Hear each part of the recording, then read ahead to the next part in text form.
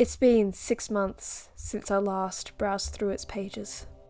In that time, I decided to turn my life around. Get myself a qualification. Make an investment in Terry Pratchett books. Learn to code. You get the picture. Yet, in all that time, there was a thought in the back of my mind that wouldn't go away. One word. Rain. All hopes of finding a better life for myself are lost. When will the mirror show who I am on the inside? This monster I have become. What has this literary train wreck done to my dear platypus? When will the nightmare end?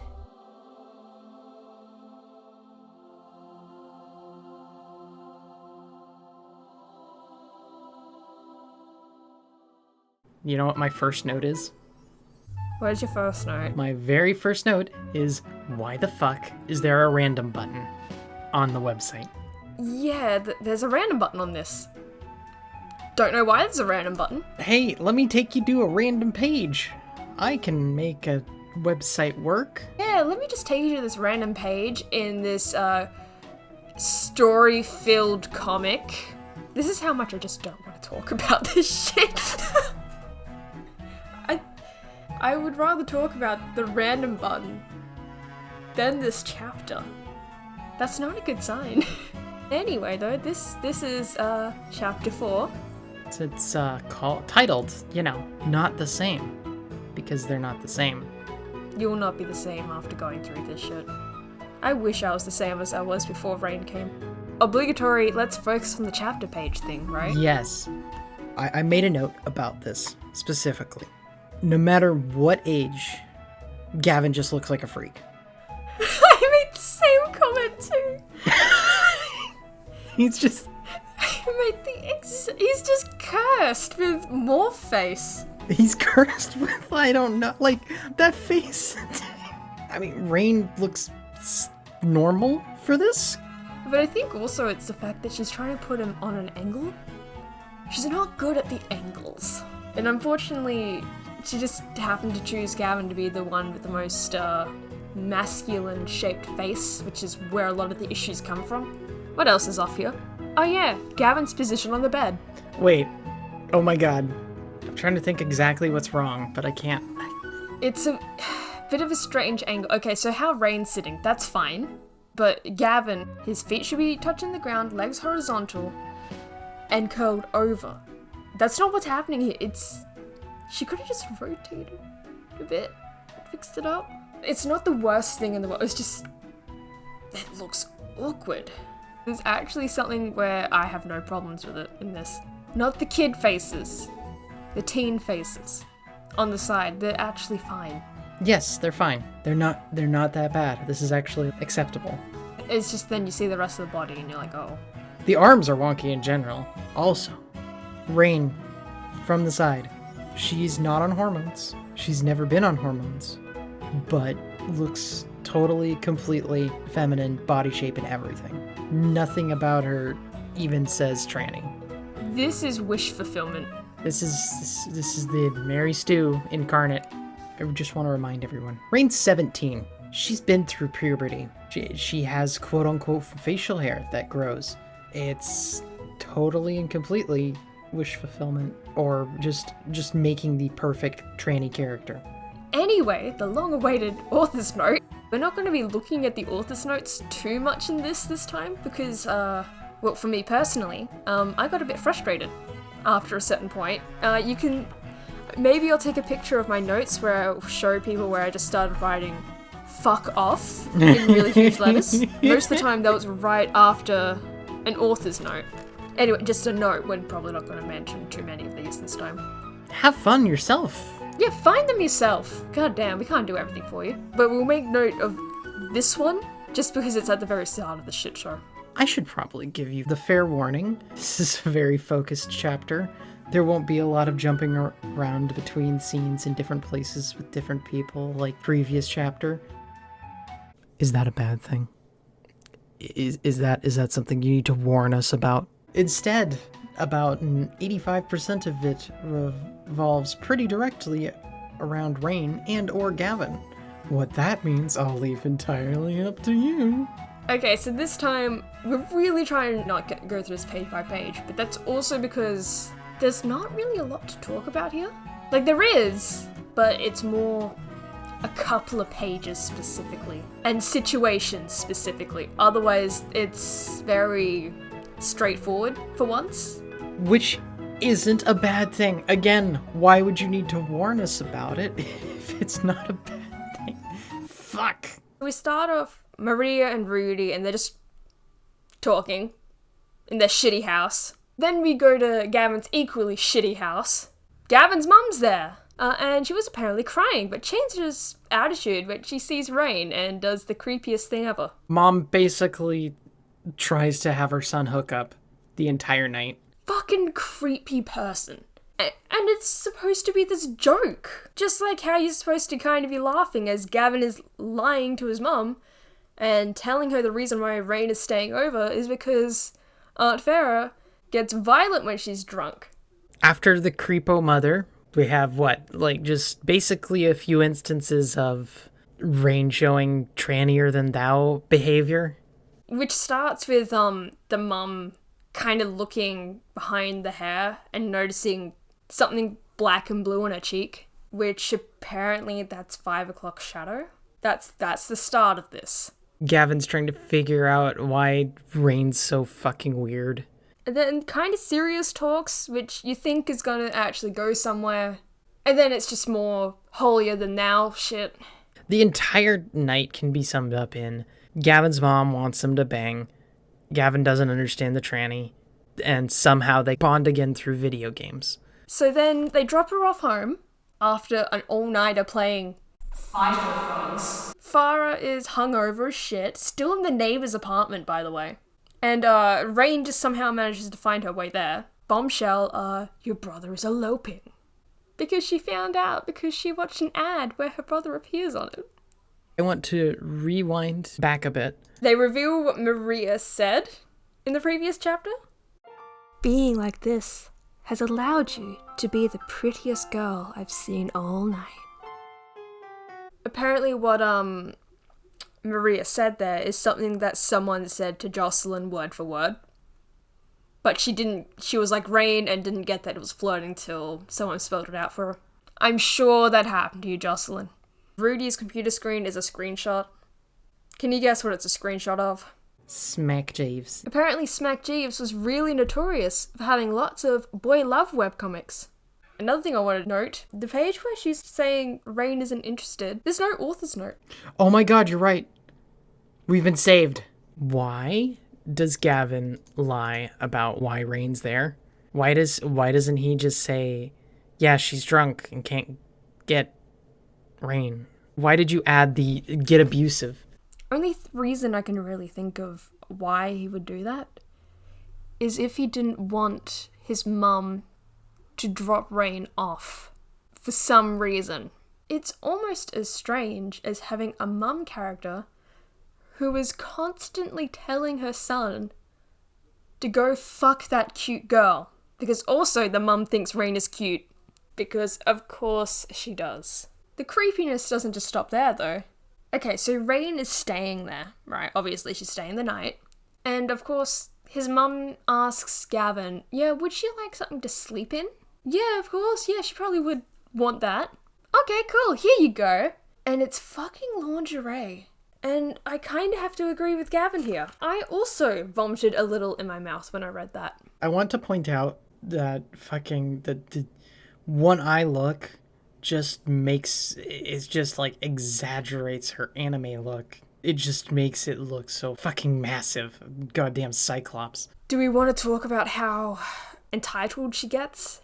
I have a comment that follows up with that too, so yes, let's talk about that. When we were trying to say the plot, we did kind of mention, the 5 o'clock shadow? Yeah, the little bit on there. Okay, so it starts with that. And so she comes out of the bathroom, she's like, I missed a spot, fuck. And Gavin's just like, you can borrow a razor.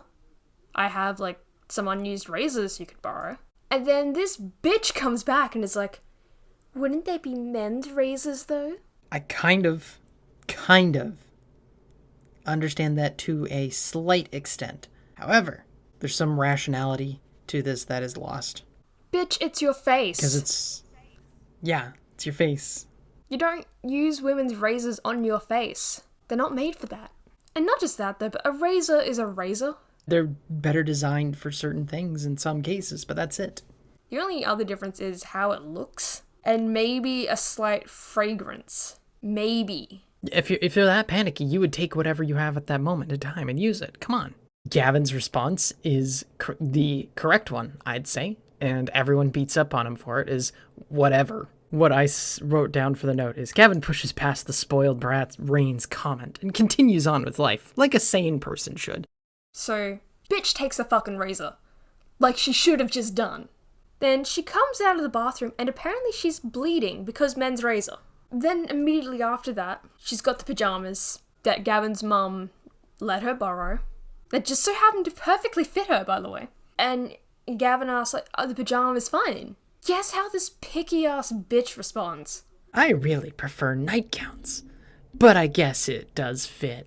My God, this woman, this tranny-ass whore. Gavin is not wrong. He's like, God, there's no pleasing you. There's just no pleasing you. Yeah, there really isn't. Yeah, let's read off the entire quote. Ryan may as well be dead. Ryan was always a bit of a crybaby, but he didn't whine and nitpick every little thing. And he was always smiling, always cheerful. But you?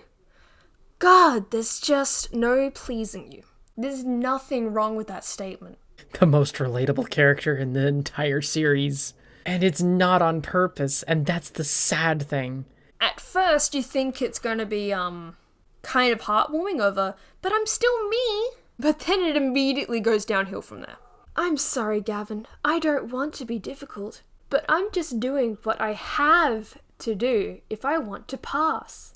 I'm sorry you find it annoying, but imagine how I feel. No, you're just being a whiny bitch. You know what really pissed me off about this one? Is that this is such a self-insert here. It's not even funny. It's very personal. And here's the thing. She admits to changing the dialogue 400 times? By the way, when they're saying all this shit, they're not in his room. They're in the hallway, or what I assume is the hallway. Teleporting perverted mother just shows up out of nowhere. They go off to his room, where immediately Gavin's like, have you always been like this? And then they'd get distracted by the figurine, who, if you go to the page where that's just the one picture on there, if you scroll, the image flashes. It's also a page of pointless exposition. Can I point out something about this page? It's the author note. Basically, Jocelyn here says it's rude to ask people if they've always been like that. Look, this person's trying to get used to the fact that you are, you've changed, right? You need to be good friends for a long time. Like, fuck, I had long talks with my best friend, who I've known since, well, basically our entire lives. We've known each other, and me and him talked good and long about this whole thing. He just more or less wanted to make sure that I was in my right mind about a lot of things and checked on a lot of things like that. But it was understandable because it's like, hey, my best friends decided to live as something I don't know anything about. Oh god, Rain basically mentioning something about being a burden? You wanted to be friends again, you wanted to do this and that, but now you're just questioning me? And you're like, just saying it's a burden? Don't you think it's a burden for me too? At what point did Gavin actually call Rain a burden? He just called her annoying and nitpicky. Yeah, and then she goes on and on about wanting to be normal, which then kind of gets a bit contradicted. Okay, so they bring up the pill argument, alright? You know what that is, right? Yes. It's the pill that fixes everything. So you take it, you no longer have the dysphoria, you feel you were born in the right body, whatever the fuck. The question is, would you take the pill? Keep in mind that at this point, as Platty has stated multiple times, she's not on hormones, she hasn't had any surgeries, she's not seeing a therapist or anything like that. This is all her own thing. Cross-dressing. Yeah. That's about as far as she's gone with this. She hasn't even legally changed her name. Legally, she's still Ryan. And she's being asked this question of, if you had this pill that literally fixed everything, and made you not feel dysphoric, would you take the pill? And she says no, which is a very strange thing if you think about it. Because I can understand someone like you who has been on hormones for a while, who has changed their name, and has had a few surgeries at this point. Yeah, I can understand you not taking this pill because it's like, well, I'm beyond this point. Fuck it. But for someone like Rain who hasn't gone anywhere near that shit, the reason she gives is very, because the end result is perpetuating the lie I gave when I grew up and making me less of who I am. It's identity. See, the thing that makes me so frustrated with this is I want transition, I need transition. She's idolizing transition in this. Completely and totally. Everything that Rain has said is that this will make me a normal person by going through this. This makes me better by doing this. And that's kind of terrifying. Yes, that's a terrifying way to think of it. But I think that's also one of the big things that really, really gets to both of us about this comic is the fact that it really idolizes this. There's this thing that really gets me about this whole thing is that the end goal for Rain is SRS. Like, that's the ultimate surgery. That is the thing that makes her a normal girl. That is what she says. This is what makes me a normal girl at this point in time. If you really think that, doing the dick flip-flop makes you a normal girl suddenly, then you're in for a world of psychological torment. It's just the audacity of calling this is 101 trans issues. Like, this is author's notes literally says something along the lines of, if most transgendered people could stop being transgendered, they would. Yes. That's the complete opposite of what she was saying, though, in the comic. But, no, you want to know what she says? She was to stop being transgendered to the average trans person would likely mean that male to females would just be women and female to males would just be men. To go on being the sex they were genetically forced into won't do us any good.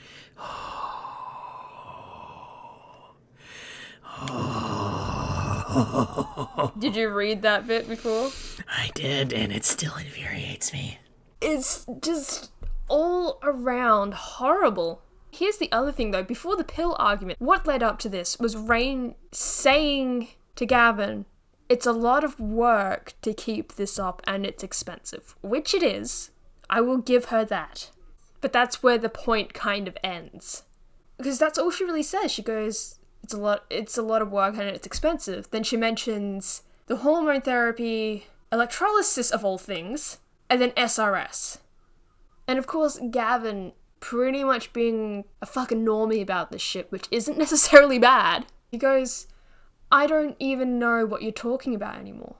And instead of being a normal person and explaining to him, or, asking, what do you want to know more about? She just goes, sweaty, it's called transition. It's how I go from being a male to a female. Immediately after that, she pulls the whole, you should do some research thing. Yes. Even when, okay, little bit of a backstory here. I used to kind of be one of these sorts of people. Kind of. I at least had one foot in reality. I'll give past me that. But here's the thing though, even when I was kind of one of these people, even I hated the whole, you should do some research line. Because it's just so lazy. And it also kind of makes it seem like the person saying it doesn't actually know what they're talking about. Yes, we should move on to Funtendo and Fighter Frogs. Are you ready for Funtendo? Oh boy. Funtendo! Starring this awesome game called Fighter Frogs. Exclusive to the Funtendo entertainment system. We can't make this shit up, but apparently Jocelyn can. I'm really curious as to why you find this so So upsetting. No, it's not even upsetting. I just find it amusing that she's even done this, because it's a webcomic, for fuck's sake. From 2011. I can understand them doing this now, okay? Because Nintendo is one of those weird companies where, like, this is the same company where they'll find people making ROM hacks of their games, and then they'll essentially come by and be like, no fun allowed. And I've heard stories of them being really iffy with some fan art stuff. Those are, like, stories, though. I don't know how much credit those really have, but some companies, Rooster Teeth, get really bitchy about people selling fan art of their shit. Her excuse is that there's no product placement. So she just comes up with parodies of everything. But we know what it is, so it's still product placement. Yes, that is her excuse. I know why she's doing it as well, though, because it's not necessarily a legal thing. Because again, time period, 2011. This is about when a lot of those, abridged series were coming out on YouTube as well. No one was really thinking about legal shit at this point in time. It's because, again, of her influence from anime. Q showing images of all the fucking McDonald's parodies they have in anime. Yeah, anime does that a lot with everything. They just have parodies of, like, it's not even like the game systems, the games, TV shows, websites. But they have a reason for it, though. Because they're going to be aired on TV, and they, unlike you, Jocelyn, will face legal action if they use something in their series that they don't have permission to use. Because, again, a lot of companies can get really bitchy about this shit. It's why the internet is great. You don't always have to deal with that. Until you do. But even then, it's the internet. Who gives a crap? Your small-time comic won't have that big issues with a big corporation like that, I don't think. Again, this one doesn't even really piss me off. None of the product placement stuff really pisses me off. I just find it amusing. Because I know the thought process she's probably having for this. It's probably something along the lines of, how can I put this thing in the background and have it be a funny, wacky reference for my readers? Which she immediately then spoils by pointing it out in her author's notes. Funtendo. Fighter frogs. You don't need this shit explained. But the reason why I'm focusing on this one, though, is because she adds other systems into this. There is one thing, I'll grant you this. There is one thing that does piss me off about this, and it's the beginning sentence of, please note, if you're not a gamer, the following 2 paragraphs will probably be indecipherable gibberish. I'm a gamer girl. Which is then followed by, if you are a gamer, you'll probably appreciate this. Don't tell me what I'll appreciate, bitch. But that's the one thing that really, probably the only thing that really pisses me off about this bit, is just how condescending that kind of sounds.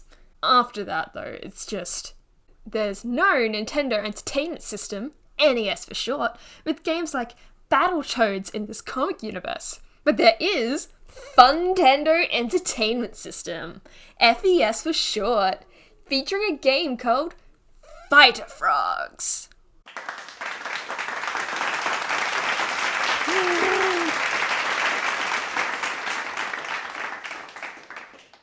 One part of this that I find so entertaining is just how lazy this is, and how I would honestly expect to be able to find this shit as fake Nintendo merchandise. Because this is shit you could probably legitimately find. It leaves me with this image of these two playing this game. Nintendo does exist in this universe, but they're playing the shittiest knockoffs to ever exist. Oh, hey, look. We crashed again. Time to start it up again, I guess. It doesn't even just stop at the Funtendo. No.